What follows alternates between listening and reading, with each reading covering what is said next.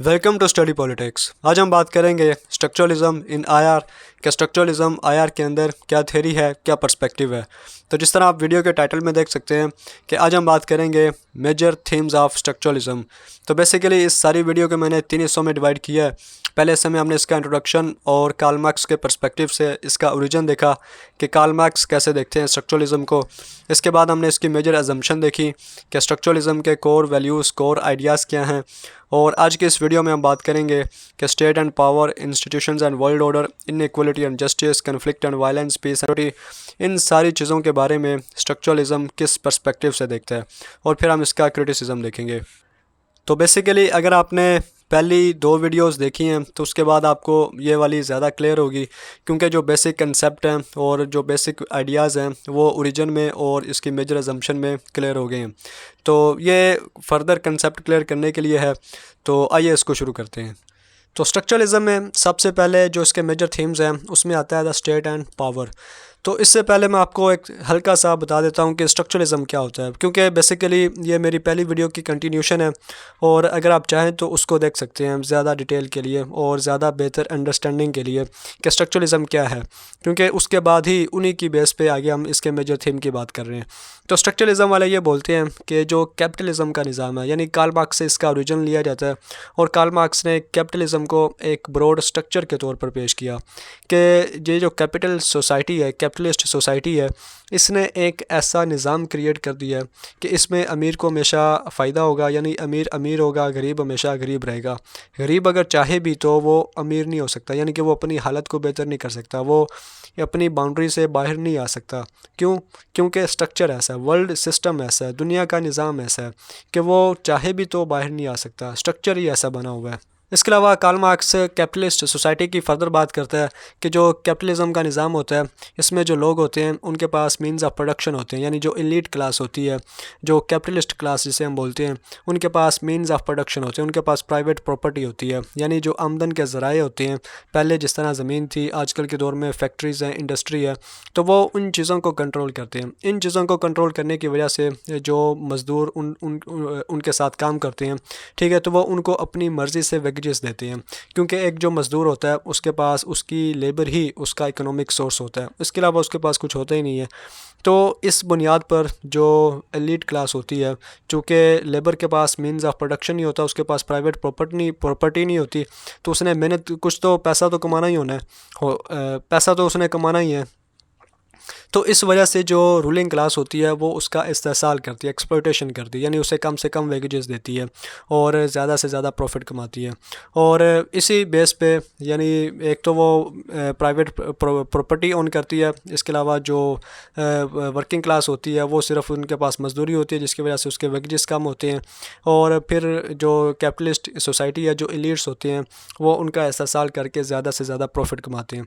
अब इस सारे फिनोमेना को कार्ल मार्क्स बोलता है कि ये एक स्ट्रक्चर है, यानी ये एक निज़ाम ऐसा है कि इसमें जो सरमायादार है, ठीक है, जिसने इन्वेस्ट करना है, उसको हमेशा उसको हमेशा फ़ायदा होना है और जो गरीब है उसको हमेशा नुकसान ही रहना है। तो इसी ज़मरे में, ठीक है, ये एक बेसिक आर्गूमेंट था स्ट्रक्चरलिज्म का, जो हमने पीछे मेजर अजम्पशंस में, यानी जो कोर आइडियाज़ हैं स्ट्रक्चरलिज्म के, वहाँ पर बात की और इसको आगे हमने कंटिन्यू किया। इसके मेजर थीम्स की आज बात करते हैं, ठीक है। तो द स्टेट एंड पावर, इसके बारे में स्ट्रक्चरलिज्म क्या सोचता है, इसको हम देखते हैं।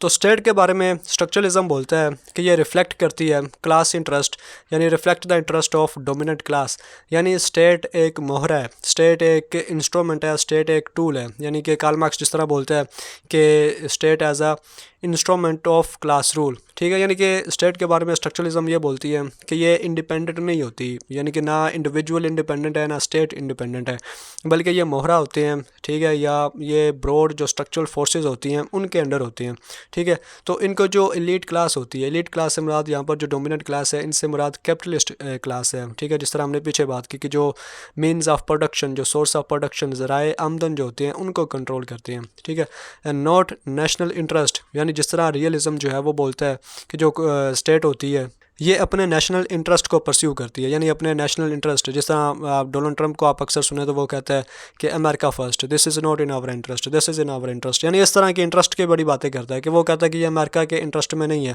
तो स्ट्रक्चरलिज्म ये बोलता है कि स्टेट कोई, यानी कि जो स्टेट इंटरेस्ट है, नेशनल इंटरेस्ट, उसको रिप्रेजेंट नहीं करती, बल्कि जो डोमिनेंट क्लास होती है, ठीक है ना, जिसके पास पैसा होता है, एलीट क्लास, सरमायादार क्लास, उसके इंटरेस्ट को स्टेट रिफ्लेक्ट करती है। इसके अलावा स्टेट के बारे में वो बोलते हैं कि state as a coercive repressive apparatus, ठीक है, यानी कोर्सिव है, रिप्रेसिव है, स्पोर्ट एक्सप्लॉयटेटिव सिस्टम। ये वही ऊपर वाली बात है कि ये जो डोमिनेंट क्लास है, चूँकि ये कैपिटलिस्ट क्लास है, और कैपिटलिस्ट क्लास चूँकि इस्तेसाल करती है, एक्सप्लॉइट करती है वर्किंग क्लास को, लिहाजा ये एक एक्सप्लॉयटेटिव सिस्टम है, ठीक है। तो जो स्टेट होती है, जब ये डोमिनेंट क्लास के इंटरेस्ट को रिप्रेजेंट करती है, तो इसका मतलब ये है कि वो इस डोमिनेंट क्लास को ही सपोर्ट कर रही है, यानी कैपिटलिज्म के निज़ाम को सपोर्ट कर रही है। तो स्टेट कोर्सिव है, रिप्रेसिव है, ठीक है, स्पोर्ट एक्सप्लॉयटेटिव सिस्टम मतलब कैपिटलिस्ट सिस्टम। इसके अलावा reflect class interest, specific class interest मतलब कैपिटलिस्ट जो क्लास है उनके इंटरेस्ट को ये रिफ्लेक्ट करती है, ऐसा स्ट्रक्चरलिज्म का मानना है। इसके अलावा कार्ल मार्क्स ने स्टेट को डिफ़ाइन किया कि कमेटी ऑफ द बुर्जुआजी।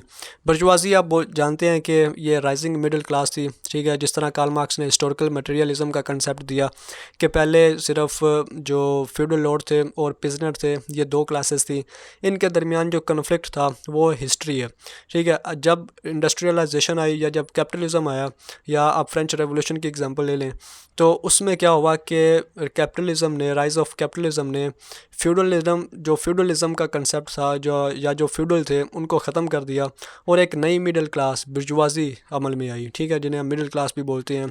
या पहले फ्यूडल कंट्रोल करते थे मीन्स ऑफ प्रोडक्शन, अब ये जो नई क्लास इमर्ज हुई है कैपिटलिज्म के बाद या इंडस्ट्रियलाइजेशन के बाद, अब ये बुर्जुआजी ये कंट्रोल करती है मीन्स ऑफ प्रोडक्शन, जिनमें फैक्ट्रीज आती हैं, इंडस्ट्री आती है, इस तरह की चीज़ें। तो मार्क्स ये बोलते हैं कि जो स्टेट होती है ये कमेटी ऑफ बुर्जुआजी है, ठीक है, यानी कि ये जो राइजिंग मिडिल क्लास है, अब जो नए तरीके से कंट्रोल कर रही है चीज़ों को, नई तरीके से वर्किंग क्लास का, प्रोलेटेरिएट का इस्तेसाल कर रही है, ठीक है, ये उसकी कमेटी है। इसके अलावा इंस्ट्रूमेंट ऑफ क्लास रूल, ठीक है, ये सिर्फ एक मोहर है, इंस्ट्रूमेंट है, ज़रिया है, और कुछ भी नहीं। इसके अलावा state policies actions to consolidate a specific class rule, ठीक है, दोबारा फिर से वही बात आ रही है कि जो भी स्टेट पॉलिसी बनाती है, फ़ैसला लेती है, एक्शन करती है, काम करती है, वो सारा का सारा इसी निज़ाम को मजबूत करने के लिए होता है। इसके अलावा इस बात की वजाहत ये नीचे ज़्यादा है कि लॉ कोर्ट जो होती हैं, पुलिस होती है, मिलिट्री होती है, economic system, work to protect, फिर वही क्लास रूल, कि ये बेसिकली जब हम क्रिटिकल थ्योरी करेंगे उसमें ये बात ज़्यादा वजाहत से आएगी, कि जिसमें जो इटालियन फ़िलासफ़र हैं ग्रामस्की, वो ये कंसेप्ट देते हैं कि ये जो हमारा एजुकेशन का सिस्टम है, ये हमारा जो मैस मीडिया है, ये जो लॉ कोर्ट्स हैं, पुलिस है, मिलिट्री है, ये सारा का सारा इसी निज़ाम को सपोर्ट कर रहे हैं, ठीक है ना, इसके अलावा और कुछ भी नहीं है। तो उम्मीद है कि आप इस बात को समझ गए होंगे, ज़्यादा इसकी वजाहत की ज़रूरत नहीं है। इसके अलावा स्ट्रक्चरलिज्म वाले बोलते हैं कि आजकल के दौर में स्टेट दो तरह की है, यानी कि एक है कोर स्टेट और एक है पेरिफेरी स्टेट। कोर स्टेट क्या होती है कि जो बहुत ज़्यादा एडवांस होती है, जिस तरह अमेरिका है, ठीक है ना, कि जो हर लिहाज से, इंडस्ट्री के लिहाज से, मिलिट्री के लिहाज से, इकोनॉमिकली, एजुकेशन के लिहाज से, हर लिहाज से वो एडवांस होता है, तो वो एक कोर है, मरकज़ है। और पेरिफेरी स्टेट वो होती है कि यानी कि जो चीज़ें कोर के पास हैं वो पेरिफेरी के पास नहीं होती, दूसरे लफ्ज़ों में आप ये कर लें, यानी कि लेस एडवांस्ड होती है, इकोनॉमिकली वीक होती है, ट्रेड के लिहाज से वीक होती है, मिलिट्री के लिहाज से वीक होती है। अब क्या है कि ये जो पेरिफेरी स्टेट होती है ये डिपेंड करती है कोर पर। अब स्ट्रक्चरलिज्म इस चीज़ को एक दूसरे पर्सपेक्टिव से भी देखता है कि जो पेरिफेरी स्टेट होती है इसके पास बेसिक रॉ मटेरियल होता है, इसके पास प्राइमरी गुड्स होती हैं, यानी किसी भी चीज़ को बनाने के लिए जो बुनियादी बेसिक चीज़ें होती हैं वो पेरिफेरी के पास होती हैं। लेकिन पेरिफेरी से ये जाती हैं कोर के पास, यानी कि इसको पीछे भी मैंने वजाहत की थी दूसरी वीडियो में, इसको इस तरह से लिया जाता है कि ये कोर है और ये है पेरिफेरी। पेरिफेरी से प्राइमरी चीज़ें जाती हैं कोर में, और वही चीज़ें दोबारा से मैन्युफैक्चर होके आ जाती हैं पेरिफेरी के अंदर, ठीक है। तो इस तरीके से जो कोर होता है, जो कोर स्टेट होती है, वो इस्तेसाल करती है पेरिफेरी का, यानी जो चीज़ें पेरिफेरी से आ रही हैं कोर में उन्हीं को मैन्युफैक्चर करके, क्योंकि पेरिफेरी के पास टेक्नोलॉजी नहीं होती, स्किल्स नहीं होती, एडवांस चीज़ें नहीं होती, वो डिपेंड करती है कोर पर, लिहाजा कोर उन्हीं को मैन्युफैक्चर करके, चूँकि उसके पास एडवांस टेक्नोलॉजी होती है, वो दोबारा पेरिफेरी में ला के बेचता है। तो इस तरीके से जो एक स्ट्रक्चर बना है दुनिया का वो एक्सप्लॉयटेटिव हो जाता है कि जो गरीब है उसका इस्तेसाल हो रहा है, अमीर वो फ़ायदा उससे उठा रहा है। इसके अलावा ये तो हो गया स्टेट तक। इसके अलावा पावर के बारे में स्ट्रक्चरलिज्म बात करता है कि ये एम्बेडेड है इन सोशल रिलेशंस, ठीक है। यानी कि जिस तरह रियलिज्म बात करता है कि मिलिट्री पावर की, लिबरलिज्म इकोनॉमिक पावर की बात करता है, ठीक है। तो नॉट बाय थ्रेट और कोरिजन, यानी फिजिकल पावर की बात नहीं हो रही, बट आइडियोलॉजी एंड मैनिपुलेशन, ठीक है। यानी कि रियलम ऑफ आइडियाज़ की यहाँ पर बात हो रही है। अब इसमें क्या होता है कि जो एलीट क्लास होती है, स्ट्रक्चरलिज्म इस बात को बयान कर रहे हैं कि जो एलीट क्लास होती है ये मिलिट्री के ज़रिए या डायरेक्ट कोर्जन के ज़रिए से रूल नहीं करते, यानी कि इस तरह से भी करते हैं।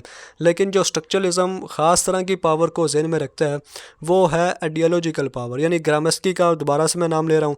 ग्रामस्की ये बोलते हैं कि आज के दौर में, यानी कि ये इन्होंने कार्ल मार्क्स की थ्योरी को आगे एडवांस किया था। 1937 में इनकी डेथ हुई थी, ठीक है। तो आप इसी से अंदाज़ा लगा लें कि उन दिनों में इन्होंने ये थ्योरीज पेश की थी। तो इनका ये कहना है कि आपने अगर कोई जंग जीतनी है तो ना सिर्फ आपने ग्राउंड पे जीतनी है, not only on ground but also in the realm of ideas. तो आपने आइडियाज़ में भी, यानी कि आइडियोलॉजिकली भी आपने जंग जीतनी होती है। कोल्ड वार इसकी बेस्ट एग्जांपल है कि रशिया और अमेरिका के दरमियान डायरेक्ट तो कोई कन्फ्लिक्ट नहीं था। क्या कन्फ्लिक्ट था? आइडियोलॉजिकल कन्फ्लिक्ट था। एक कैपिटलिज्म को सपोर्ट करता है, एक सोशलिज्म को सपोर्ट करता है।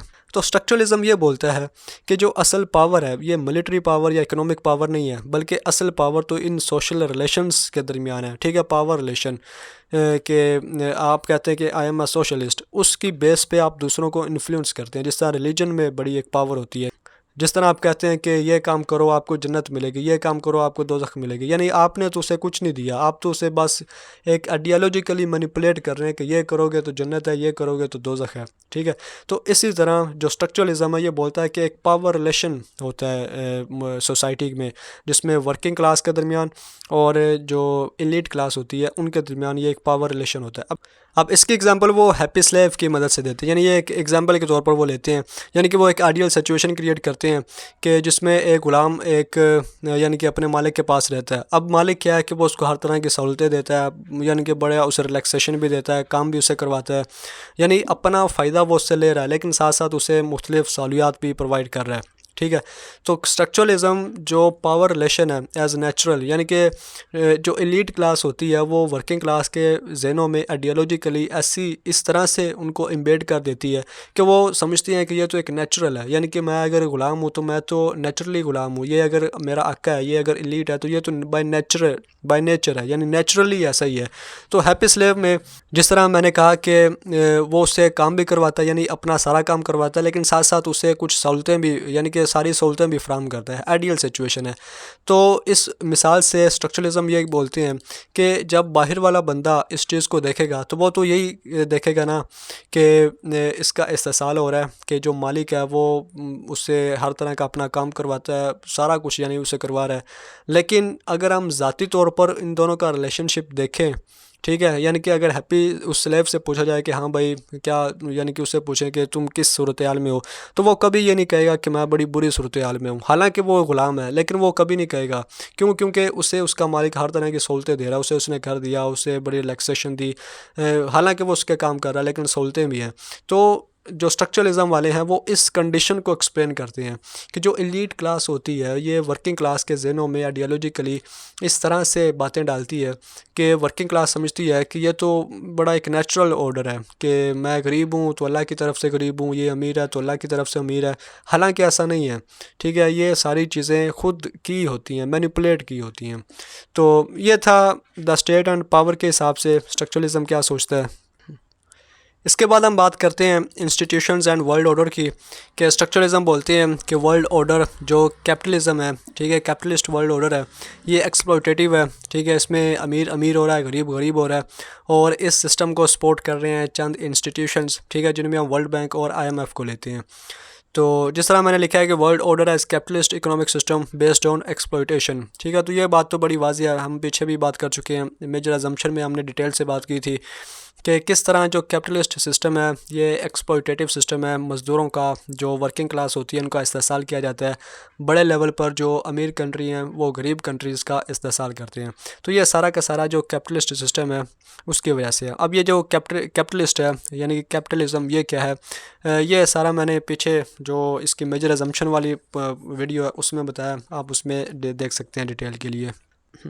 इसके अलावा लोकल, नेशनल एंड रीजनल ये सारी जो इकोनॉमीज़ होती हैं ये condition bye larger interconnected economic system, ठीक है। यानी कि किसी भी कंट्री की जो अंदरूनी इकोनॉमी है वो सिर्फ उसी कंट्री तक महदूद नहीं है, बल्कि वो डिपेंड करती है जो बड़ा इकोनॉमिक सिस्टम है। यानी आजकल जिस तरह कैपिटलिज्म का सिस्टम है, ब्रिटेन वुड्स सिस्टम के आप एग्जांपल ले सकते हैं कि फ़र्ज़ करें अगर पाकिस्तान के अंदर या इंडिया के अंदर या किसी भी चाइना के अंदर कोई मसला आता है तो वो कंट्री दूसरे कंट्री IMF से, वर्ल्ड बैंक से या इस तरह के जो बड़े इंस्टीट्यूशंस हैं उनसे कर्ज़े लेते हैं, ठीक है। यानी पाकिस्तान की करेंसी फ़र्ज़ करें रुपीज़ में है, पाकिस्तान कर्ज़ा लेता है डॉलर्स में, ठीक है, किसी भी इंस्टीट्यूशन से।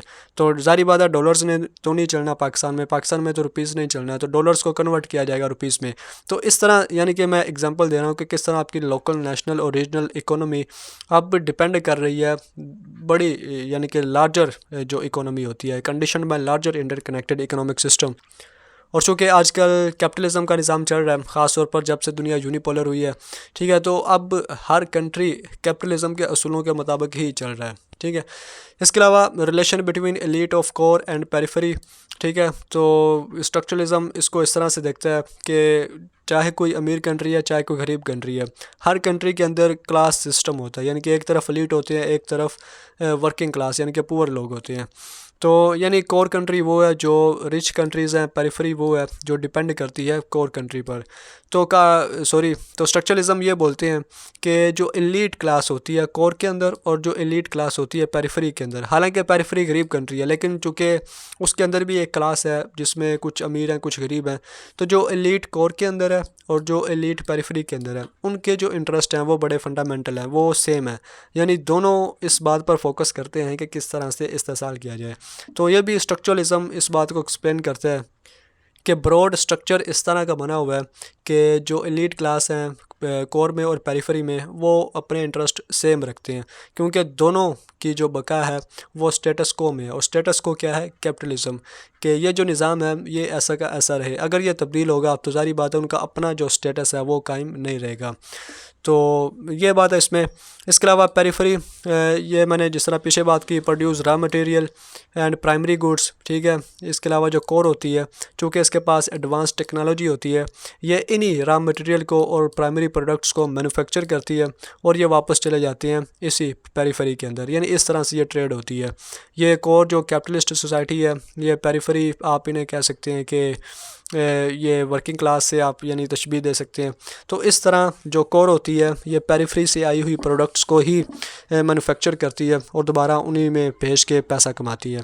इसके अलावा poor countries depend on rich, जिस तरह ये डिपेंडेंसी थ्योरी और वर्ल्ड सिस्टम थ्योरी में हमने बात की थी कि वर्ल्ड वार 2 के बाद जो दुनिया का निज़ाम बनाया गया, कैपिटलिस्ट निज़ाम कह लें या ब्रिटेन वुड्स सिस्टम के तहत IMF, वर्ल्ड बैंक या जो भी है, इसमें निज़ाम अब ऐसा बन गया है कि जो गरीब कंट्रीज़ हैं अगर वो चाहते हैं कि वो तरक्की करें तो वो डिपेंड करते हैं अमीर कंट्रीज़ पर। यानी गरीब कंट्री डेवलप होने के लिए एडवांस्ड कंट्रीज़ पर डिपेंड करते हैं और इस डिपेंडेंसी की वजह से गरीब कंट्री कभी भी अमीर नहीं होगा, ठीक है।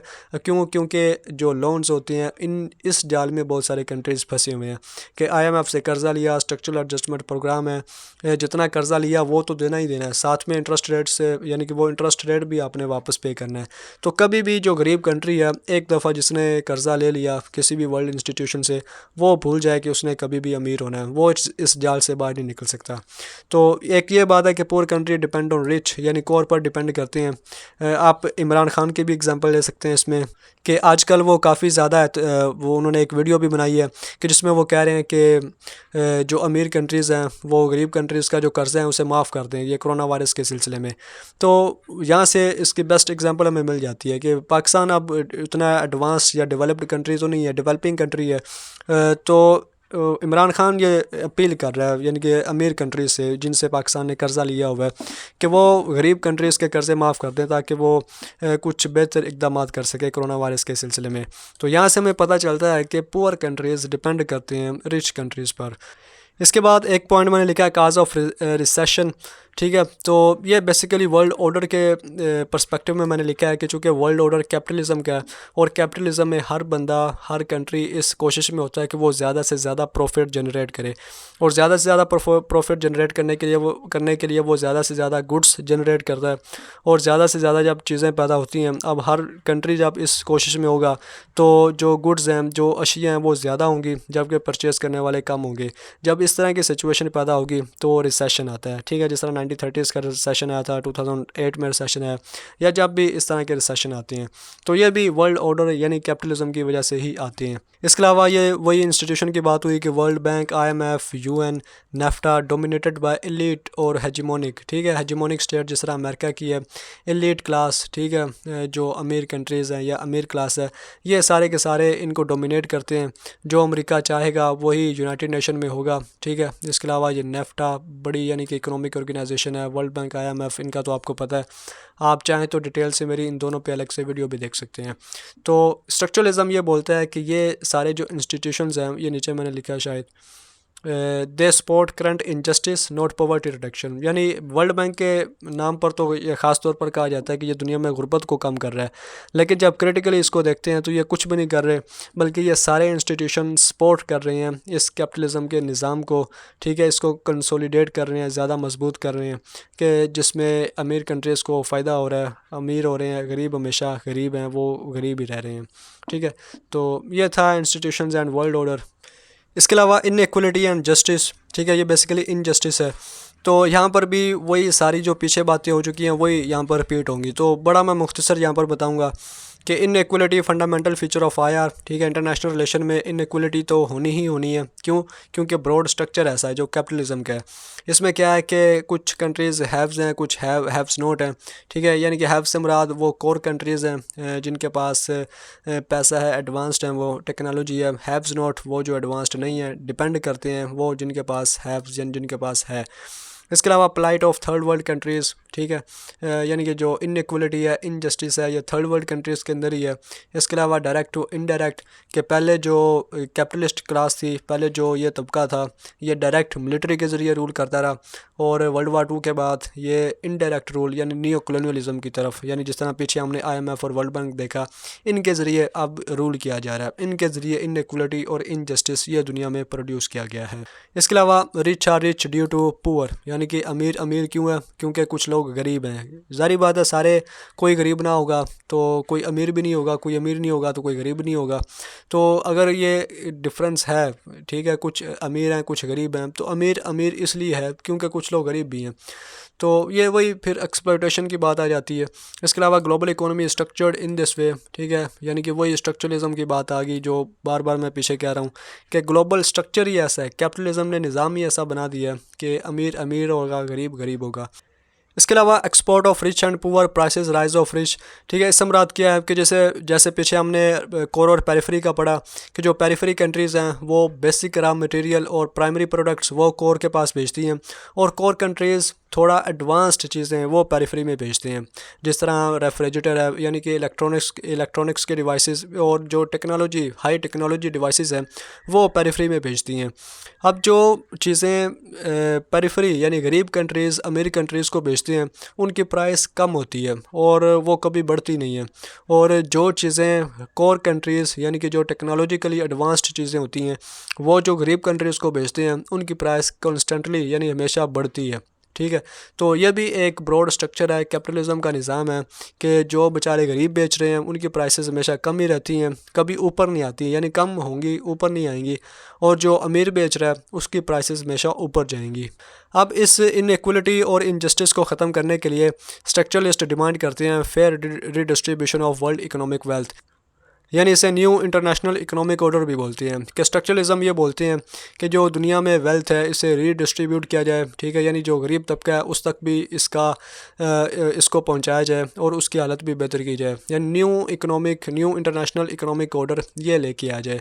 यानी मतलब क्या कि जो अब वाला है ये चूँकि एक्सप्लॉयटेटिव है, कैपिटलिस्ट है, इसको ख़त्म करके एक सोशलिस्ट ये निज़ाम कायम किया जाए। इसके अलावा फेयर प्राइसेस होनी चाहिए, ये जैसे मैंने ऊपर बात की कि गरीब जो बेचता है उसकी प्राइस हमेशा कमी रहती है, अमीर जब बेचता है तो वो हमेशा बढ़ती है। तो फेयर प्राइसेस होनी चाहिए। रीस्ट्रक्चर ऑफ वर्ल्ड ट्रेड, इसको दोबारा से रीऑर्गेनाइज करना चाहिए कि जो गरीब तबका है, जो गरीब कंट्री है, उनको भी कुछ ना कुछ फ़ायदा हो। इसके अलावा rich are unlikely to give great challenge for poor to break the structures, ये बेसिकली एक अलहदा बात है कि इस सारी ये जो वो कह रहे हैं कि दुनिया का जो ट्रेड सिस्टम है उसको रीऑर्गेनाइज किया जाए, न्यू इंटरनेशनल इकोनॉमिक ऑर्डर लेके आ जाए, तो ये सारा काम कोई मुफ्त में तो नहीं होना, तो ये सारा काम कोई वैसे तो नहीं हो जाना। ज़ाहिर बात है जो रिच कंट्रीज़ हैं या जो रिच लोग हैं वो तो कभी नहीं चाहेंगे कि उनकी पोजीशन ख़राब हो, तो वो ज़ाहिर बात है रेजिस्टेंस पैदा करेंगे और वो कर रहे हैं। जिस तरह हमने पीछे स्टेट की बात की कि बड़े लेवल पे स्टेट ही उनका एक इंस्ट्रूमेंट है, आला है, जिसको वो यूज़ करते हैं, और इसके अलावा पुलिस और मुख्तलिफ़ चीज़ें। तो ज़ाहिर बात है great challenge for poor to break the structures, ये इनके पास एक बड़ा चैलेंज है। बहरहाल ये एक अलग बात है। ओवरऑल इनइक्वालिटी एंड जस्टिस की हमने बात की।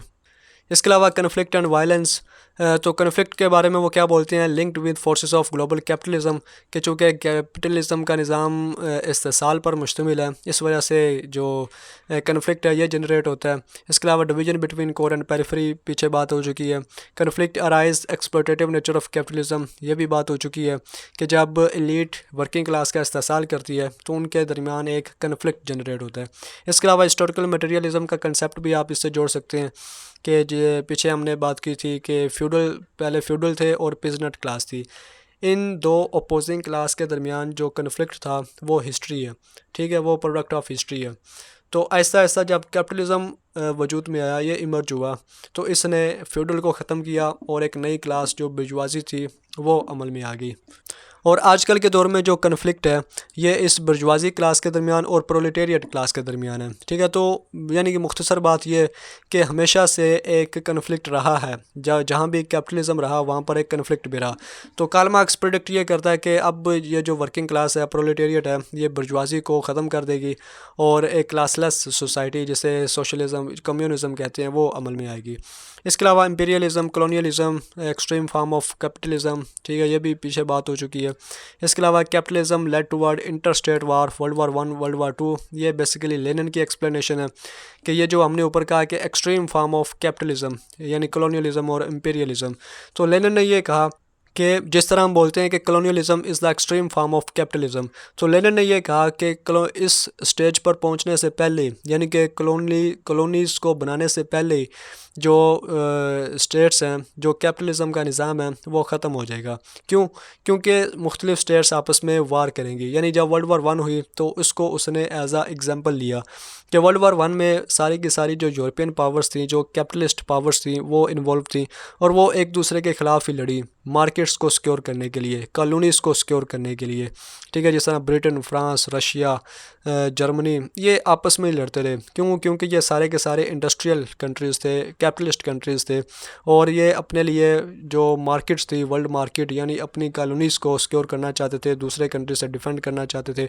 तो इस तरह जो कैपिटलिज्म का निज़ाम है ये कन्फ्लिक्ट जनरेट करता है, ठीक है। Capitalism led toward inter state war, ये मुख्तलिफ़ कंट्रीज़ के दरमियान, स्टेट्स के दरमियान वार को प्रमोट करता है, और वर्ल्ड वार 1 और वर्ल्ड वार 2 इसकी बेस्ट एग्जांपल है। इसके अलावा पीस एंड सिक्योरिटी के बारे में स्ट्रक्चरलिज्म क्या बोलता है कि कैपिटलिज्म जनरेट इनहेरेंट कंट्राडिक्शन, ठीक है, ये हमने ऊपर पढ़ी, रिजल्ट इन डायरेक्ट कन्फ्लिक्ट, कि जिसकी वजह से कन्फ्लिक्ट पैदा होता है। इसके अलावा peace and security socio economic system which is not exploitative, तो ये तो बड़ी सादा सी उन्होंने बात कर दी कि पीस और सिक्योरिटी, अमन और सुकून तभी होगा कि जब सोशियो इकोनॉमिक सिस्टम ऐसा होगा जो इस्तेसाल पर मुश्तमिल नहीं होगा। और ऐसा सिस्टम कौन सा होगा, ये पीछे उन्होंने बात की कि अभी वो उसकी डिमांड कर रहे हैं, न्यू इंटरनेशनल इकोनॉमिक ऑर्डर की, या वो फेयर रिडिस्ट्रीब्यूशन ऑफ वेल्थ की बात कर रहे हैं, ट्रेड की बात कर रहे हैं कि जिसमें फेयर प्राइसेस हों या इस तरह की चीज़ें। तो ये पीस एंड सिक्योरिटी के बारे में। इसके बाद सबसे लास्ट में इसका क्रिटिसिज्म आता है। तो क्रिटिसिज्म स्ट्रक्चरलिज्म पर क्या किया जाता है कि स्टेट्स आर लेस ऑटोनोमस, कि स्ट्रक्चरलिज्म ये बोलता है कि स्टेट लेस ऑटोनोमस हैं, स्टेट या एजेंसी या इंडिविजुअल जो है ये कम ऑटोनोमस हैं और ये डिपेंड करते हैं ब्रॉड स्ट्रक्चरल फोर्सेस पर, यानी जिस तरह का निज़ाम होगा उसके मुताबिक ये चीज़ें काम करेंगी। तो क्रिटिसिज्म ये किया जाता है कि ऐसा नहीं है, बल्कि कुछ स्टेट्स यानी कि स्टेट्स किसी हद तक इंडिपेंडेंट भी होती हैं, इंडिविजुअल भी इंडिपेंडेंट होते हैं, वो अपने फ़ैसले ख़ुद लेते हैं। और यहाँ पर विन और लूज़ की वो बात कर रहे हैं कि ये यानी कि वो क्रिटिसाइज़ कर रहे हैं कि क्या ये स्टेट के इख्तियार में नहीं है कि वो कोई चीज़ जीत ले या वो कोई चीज़ लूज़ कर ले। यानी कि अगर कोई स्टेट कोई चीज़ को जीत लेती है, कोई अच्छा काम कर लेती है, यानी तरक्की की तरफ जा रही है, तो वो यानी कि वो कहते हैं स्ट्रक्चरलिज्म वाले ये कहते हैं कि ये स्ट्रक्चरल फोर्सेस की वजह से है। अगर वही स्टेट कोई गरीब हो रही है या नीचे जा रही है तो वो भी स्ट्रक्चरलिज्म की वजह से है।